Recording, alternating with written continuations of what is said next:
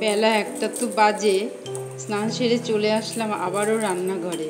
সকালের তো এক পত্তন রান্না করলামই। আজ একাদশী, মেয়ে আর আমি পালন করি, তারই দুপুরের খাওয়ার আয়োজন শুরু করলাম। এই পনির আলুর তরকারি আর লুচি। এই একাদশী পালন করার কোনো বাধা ধরার নিয়ম আমাদের নেই যে করতেই হবে, ওই শরীর স্বাস্থ্যের কথা ভেবে পালন করি আর কি।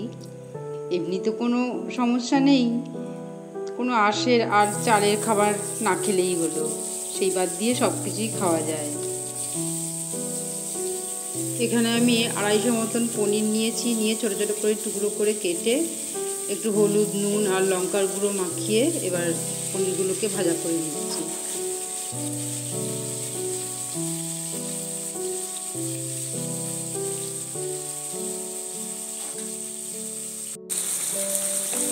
তবে এই একাদশী পালনের ক্ষেত্রে আমার থেকে আমার মেয়ের বেশি আগ্রহ, কেননা ওই কবে একাদশী বা কটা থেকে কটা পর্যন্ত থাকবে একাদশী, সমস্ত কিছুই ও ফোনে দেখে আমাকে বলে, বা একাদশীর দিনে সকালে, দুপুরে, রাতে কী কী খাবারগুলো হবে সেগুলোও ও আমাকে ঠিক করে দেয়। পনিরগুলো হালকা লাল করে ভাজা হয়ে গেছে, এবার তুলে নিচ্ছি।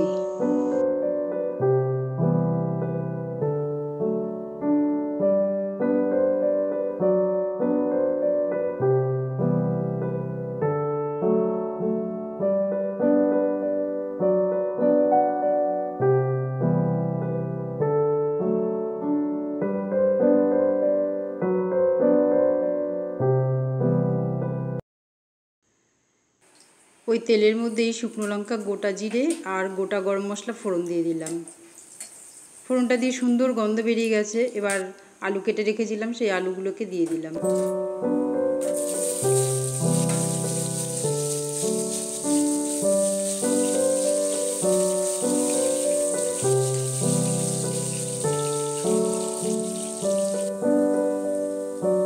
আলুগুলো ভাজা হয়ে গেছে, আর আলুগুলোকে একটু সাইড করে মাঝখানটা জায়গা করে একটু হিং ফোড়ন দিয়ে দিলাম। এরকম পনির আলুর তরকারি, তারপরে রুটি লুচি খাওয়ার তরকারিতে এরকম একটু হিং দিলে পরে, বিশেষ করে নিরামিষ তরকারিতে আইটেমগুলোতে একটু হিং ফোড়ন দিলে টেস্টটা অন্যরকম আসে। হিংটা দিয়ে সুন্দর গন্ধ বেরিয়ে গেছে, এবার টমেটো কেটে রেখেছিলাম, টমেটোগুলোকে দিয়ে দিলাম। আলু আর টমেটোগুলোকে বেশ ভালো করে কষিয়ে নেব। এত গরমের মধ্যে আলু পনিরের তরকারিটা খুব একটা মশলা দিয়ে করব না, হালকা পাতলা করেই করব। তার জন্য বাটির মধ্যে 1 চামচ আদা বাটা, লঙ্কার গুঁড়ো, জিরের গুঁড়ো, ধনের গুঁড়ো, হলুদ, নুন দিয়ে ভালো করে মশলাটা গুলে আলুর মধ্যে দিয়ে দিলাম। এবার ভালো করে কষিয়ে নেব।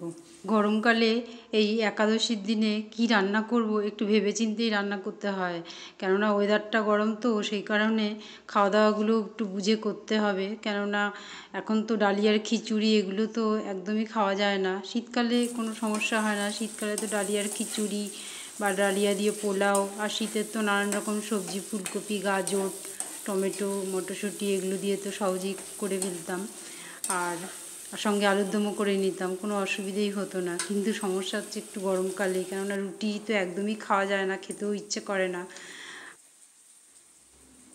মশলাটা ভালোভাবে কষানো হয়ে গেছে, মশলা থেকে তেল ছেড়ে দিয়েছে। এইবার পরিমাণ মতন জল দিয়ে দিলাম।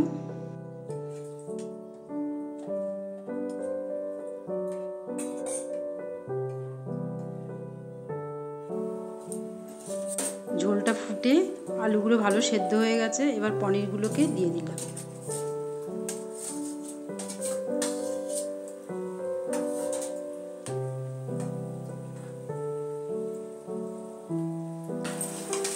আলু পনিরের তরকারিটা হয়ে এসেছে মোটামুটি, এবার একটু মিষ্টি দিয়ে দিলাম, আর গরম মশলা, ঘি দিয়ে ঢাকা দিয়ে রেখে দেবো বন্ধ করে। তারপর সোনু বাড়ি ফিরলেও তো পড়তে গেছে, সেই সকাল 10টায় গিয়েছে, এখন প্রায় 1:30 বাজতে চললো, একটু বাদেই চলে আসবে। ও আসলে তারপরে ওকে গরম গরম লুচি ভেজে এই আলু পনিরের তরকারি দিয়ে ওকে খেতে দেবো।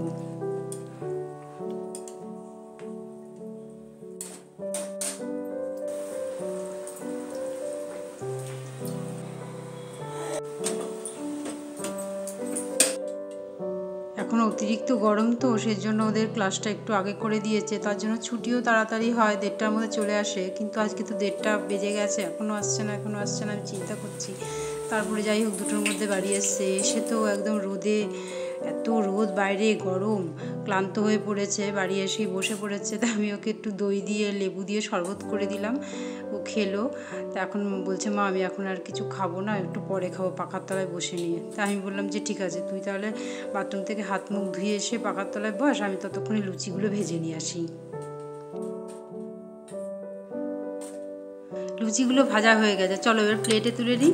পনিরের তরকারিটা বেশ পাতলাই মনে হচ্ছে, তাই না? তবে ঠান্ডা হলে অনেকটাই জমে যাবে, কোনো অসুবিধে নেই। চলো ভিডিওটি তাহলে আজ এই পর্যন্তই। সবাই সুস্থ থেকো, ভালো থেকো।